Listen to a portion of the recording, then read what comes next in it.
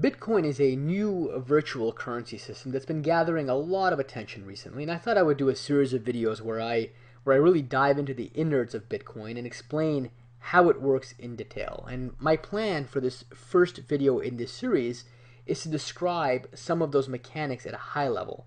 And then what I'll do in subsequent videos is dive a bit deeper into all of the underlying aspects that I touched upon within this first video. And my hope is that by the end of this video series, you'll know not only what a Bitcoin is, but you'll also understand the mechanics of how transactions are initiated. You'll see how verification occurs for those transactions, and you'll also learn what it means for someone to really engage in a process known as Bitcoin mining. And that may be a term that you've heard if you've had any interest in Bitcoin recently. Now, I do want to point out also that the Bitcoin scheme is fairly involved. It requires some time to really cover all of the relevant details. And to me, the best way to really wrap your head around a scheme like Bitcoin is to really suspend belief for a bit and get exposed to all of these relevant details. Now, you'll undoubtedly have a lot of questions along the way, but my hope is that by the end of this video series, all of the relevant stones will have been overturned and your questions will have been appropriately answered. But it might take some time to get there. Okay, and in part that's because I'll try to describe things in a way that's sensible, and that might involve leaving some details out until I can explain enough pieces of the scheme and then adding those details in as I go along so that you're not inundated with too many minor points and nuances along the way, but you get a feel for the overall system as I go through things. So with that, let me go ahead and just dive right in. And first of all, I do want to point out that Bitcoin has been described really as a decentralized currency because there's no real central bank or entity that's involved in generating or transacting Bitcoins. And in fact, what happens in the context of a Bitcoin is that all of the transactions really require what's known as a peer-to-peer network, a network of just individual hosts that essentially collectively agree on different aspects of how the protocol is implemented and used. Okay, and then Bitcoin itself is also referred to sometimes as a cryptocurrency. And by cryptocurrency, I mean that we use a lot of cryptographic techniques in order to facilitate or to really enable Bitcoin transactions to take place. And I'll do separate videos on some of these techniques, but just take it at face value right now that it's decentralized and is a type of cryptocurrency. And I also want to point out that the term Bitcoin itself can in fact be a bit confusing. And in many ways, Bitcoin transactions don't really resemble traditional coin transactions so much as they represent really entries in some type of a global ledger. And by that I mean that let's say you have a transaction taking place, and let's say the transaction is taking place within or among two parties, and we'll call them Alice and Bob, which are traditional names that are used in many cryptographic protocols to describe the parties involved. And imagine that Alice wants to transfer, or really wants to assign, a certain number of Bitcoins that she possesses over to Bob. Okay? And you can think of this transaction really as an entry in a ledger of some sort. Okay? And I also want to point out before proceeding that even though I've used terms like Alice and Bob, what I really mean in the context of Bitcoin is not the actual identities in the physical sense, but really that Alice and Bob are identities in the Bitcoin system. And these identities are just, in actual implementation, are just collections of numbers that do not have to be tied with Alice and Bob's real world identities. So in that capacity, you can think of Bitcoin identities really as effectively being pseudonyms, okay, rather than real names. And the idea is that Bitcoin then becomes more of a pseudonymous protocol where people are addressed by their pseudonyms, and that provides some level of privacy to users who want to transact using the Bitcoin system. Okay? Now, in a transaction between Alice and Bob, what Alice will basically do is specify a few different numbers. She has to specify how many Bitcoins she wants to allocate to Bob. So let's say Alice started off with 50 Bitcoins of her own. She might decide that she wants to give, let's say, 30 of these Bitcoins over to Bob, okay? And let's say she wants to have some number of Bitcoins returned back to her. So you have to specify, or Alice has to specify rather, how much change she's going to get. So in this case, let's say her change is going to be 18 Bitcoins for herself. And then the remaining 2 Bitcoins are going to be a transaction fee. And we'll talk about what a transaction fee means a little later, and I think I'll also dive into it in future videos. But it's basically an incentive for other nodes in the Bitcoin network to help Alice in essentially validating some of the details of this transaction for Bob. Okay. Now Alice will take these transaction details and apply what's known as a digital signature to these transaction details. And the digital signature is basically the mathematical analog of a traditional signature. It really binds Alice's identity to the details of this transaction. And by Alice's identity, again, I mean her identity within the Bitcoin system. And this binding is really done in a cryptographically strong way. Okay?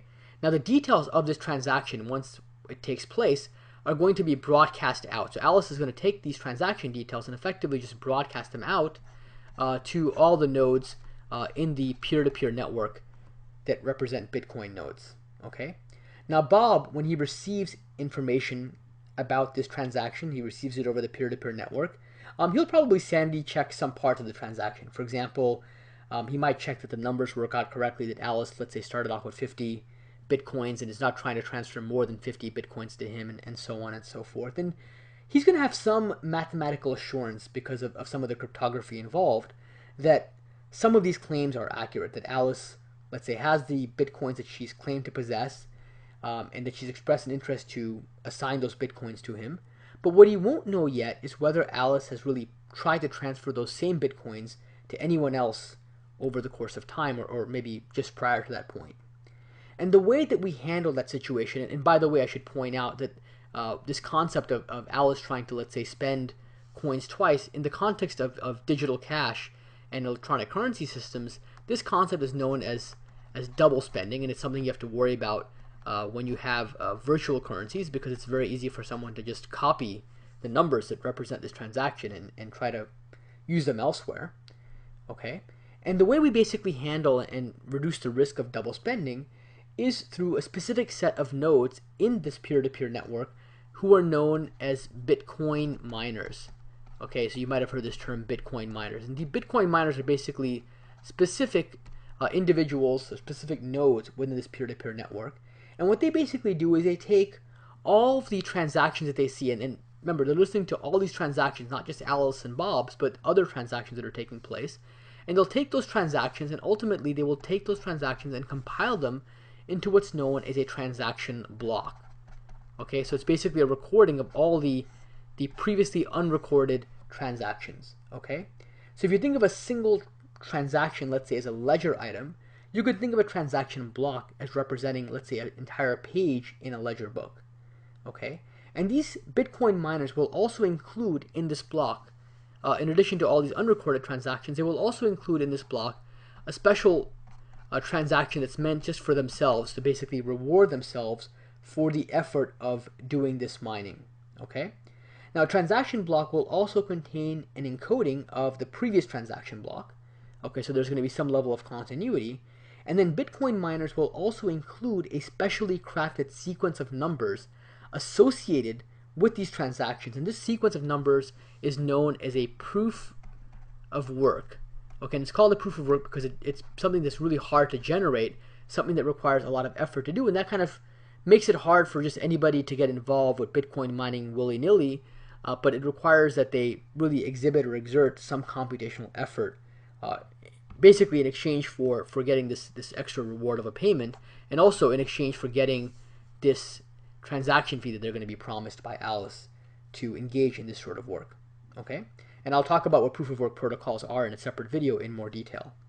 Now, because each transaction block contains information about previous transaction, really what you end up having is not just a single block. You ultimately have what you can think of as a chain of transactions, and you can call this a transaction blockchain. Okay? And the idea is that as soon as a Bitcoin miner is able to construct a transaction blockchain containing all these unrecorded transactions and this proof of work, it'll broadcast the details of that chain out to all of the nodes, all the peers on that peer-to-peer network for Bitcoin. Okay? And then once the newly broadcast chain gets kind of verified and it meets the right properties, the nodes on the network are just going to go ahead and start using it, and they're going to start appending new transaction blocks to that chain. Okay? They're going to take anything that hasn't yet been processed and start incorporating it into the transaction chain that was broadcast out by the node who came up with the proof of work correctly. Okay? Now this transaction blockchain, really what we're going to be doing in the context of Bitcoin is the nodes are only going to consider the transaction blockchain that reflects the greatest amount of work to generate its contents. And again, there's this proof of work that I mentioned that is used to kind of determine or identify what work was involved in coming up with this transaction blockchain. Okay? And the one that's the longest is going to be considered sacrosanct within the Bitcoin system. And future miners are supposed to only work off of the chain that is the most work put into it. Now what's remarkable here is that this whole process is decentralized. There is no bank or no centrally trusted entity that was actually involved in the transaction. So hopefully this first video gave you a bit of a description, a flavor, if you will, for the high-level mechanics of the Bitcoin system. There are a lot of stones I have left unturned, and what I'll do in subsequent videos is start covering those details, and I'm sure you have a lot of questions, and hopefully the future videos will help answer some of those questions for you.